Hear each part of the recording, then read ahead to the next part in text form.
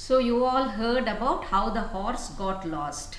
And Sagara was a very worried man because without the horse he could not complete his yagna. And the sages were very disappointed. They said, disaster, disaster. So Sagara didn't know what to do. He called the League of the 60,000. They were very brave and valiant warriors. He called them and told them, sons, please go and find my horse. Search everywhere, but come back with my horse. So the League of 60,000 mounted their horses, carried all their weapons, and they galloped into the forest searching for the horse. They went far and wide. They searched the entire earth. But did they find the horse? No. They could not find the horse in the complete earth they had searched. They did not find the horse. Then they thought, let's go to heaven and look for the horse. So they went up to the heaven, that's called Devalok or Indralok. They went there and searched and searched and searched. Every nook and corner they searched.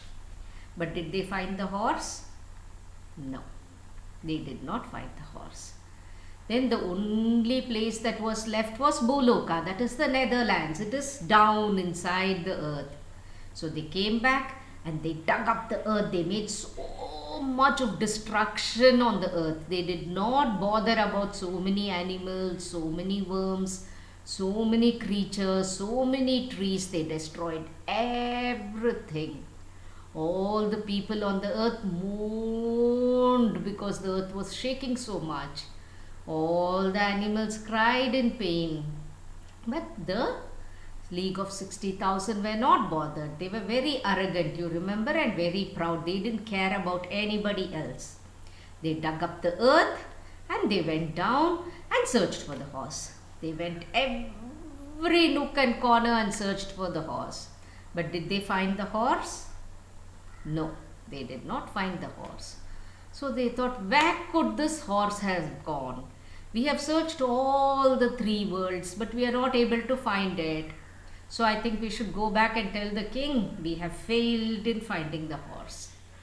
Just as they were about to turn their backs and leave, what did they hear?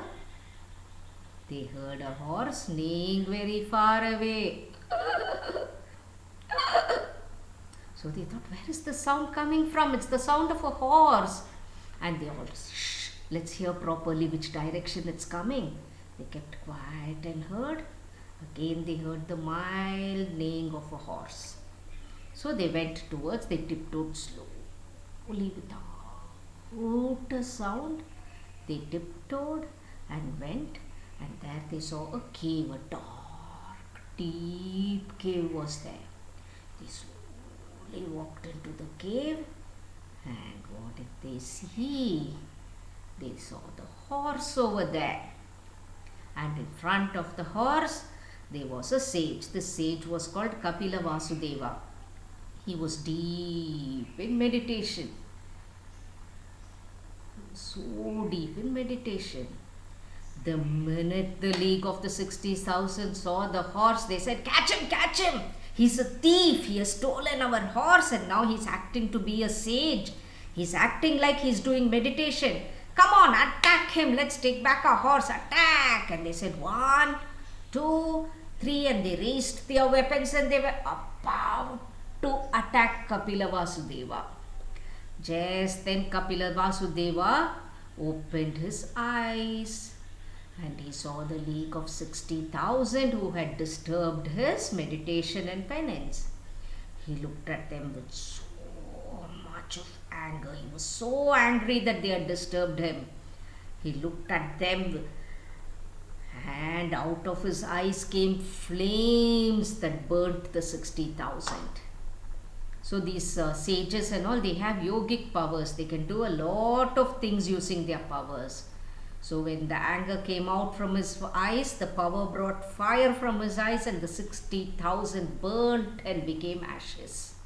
They became a big mound of ashes lying in the cave.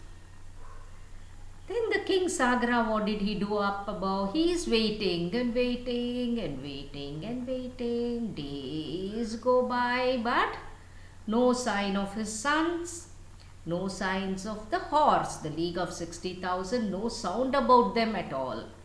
The king gets very anxious and worried. So he says, what happened? So many days have gone by, but I don't see my sons returning with the horse. Then he called Anshuman. He said, Anshuman, see, these guys went, but they have not returned. So once again, I have to send you. Go and search for them. Search and find out where they are. Bring them back and bring back my horse. So Anshuman quickly mounted his horse and went searching for his brothers, for his uncles. But then it was easy because they had left the uncles, no, they were 60,000 in number, and they had left a big trail. Wherever they went, there was a trail. So Anshuman followed the trail and finally reached Kapila Vasudeva's cave in the underground. And there, what was Kapila Vasudeva doing? He was deep in meditation. He was praying. He was doing his penance. Then Anshuman saw the horse and he saw the sage. And he waited, folded his hands and waited patiently for Kapila Vasudeva to finish his penance. Then after a long time, the sage opened his eyes and Anshuman fell on the sage's feet. The sage was very pleased. He said, see, the mistake is not mine. Indra brought the horse and left it here. You can take it and go, take it and go. I have nothing to do with the horse. Then Anshuman said, did my uncles come here? So the sage said, yes, they came here. Look there, that heap of ashes. It is them. They came and disturbed me and I burnt them to ashes. But I give you my blessings. You go in peace. You will be very happy. Then, you know, in Hindu culture, only if you sprinkle holy water on the ashes, the dead people will go to heaven. The dead souls will go to heaven.